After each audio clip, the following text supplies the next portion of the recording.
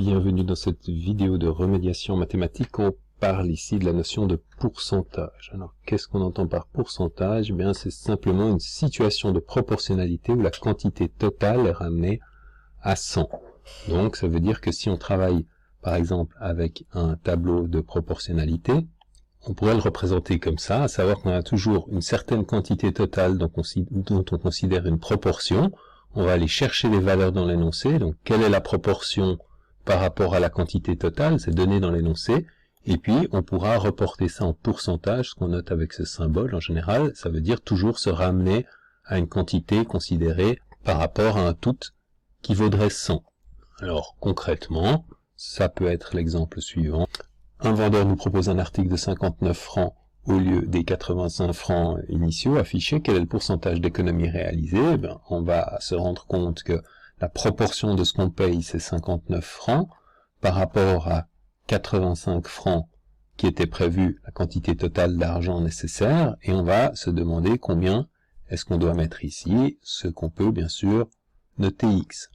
Alors, en posant un produit en croix, par exemple, comme on a appris dans d'autres contextes sur l'étude de la proportionnalité en général, eh bien, on a 59 sur 85 est égal à X sur, X sur 100. On effectue le produit en croix, 85 fois X égale 59 fois 100, puis on divise par 85 des deux côtés pour obtenir X égale 59 fois 100 sur 85, environ, en utilisant la calculatrice, 69,4% d'économie. Alors bien sûr, on peut poser la question de façon symétrique. Voilà, le vendeur nous propose cette fois 30% de rabais sur l'article qui vaut 85 francs. Quel est le nouveau prix?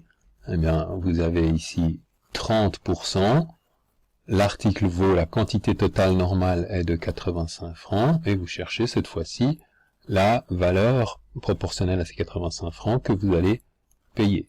Toujours le même principe, X sur 85 est égal à 30 sur 100, produit en croix 100X égale 30 fois 85, division par 100, X égale 30 fois 85 sur 100, et on retrouve évidemment ici le fameux, je peux l'écrire comme ça, 30 sur 100 fois 85, et on comprend maintenant pourquoi on appelle ça des pourcentages. 30%, c'est littéralement ce qui est là, qui se traduit mathématiquement par un fois 85, les 30% de 85, mais ça vient exactement de cette situation de proportionnalité. Cette fois-ci, le résultat étant égal à 25,5 francs. Mais attention, on a ici extrêmement souvent la faute, à savoir que l'élève s'arrête ici, dit réponse 25,5 francs, mais c'est là qu'il faut avoir bien compris que ce 25,5 francs correspond à la proportion liée au rabais de 30%. Donc ce 25,5 francs, c'est la proportion, c'est la quantité, de rabais. Et la question qui est posée n'est pas quel est le rabais que vous avez obtenu, mais quel est le nouveau prix. Donc attention, le nouveau prix, c'est bien sûr l'ancien prix, c'est-à-dire 85 moins le nouveau prix 25,5, c'est-à-dire 59 francs 50.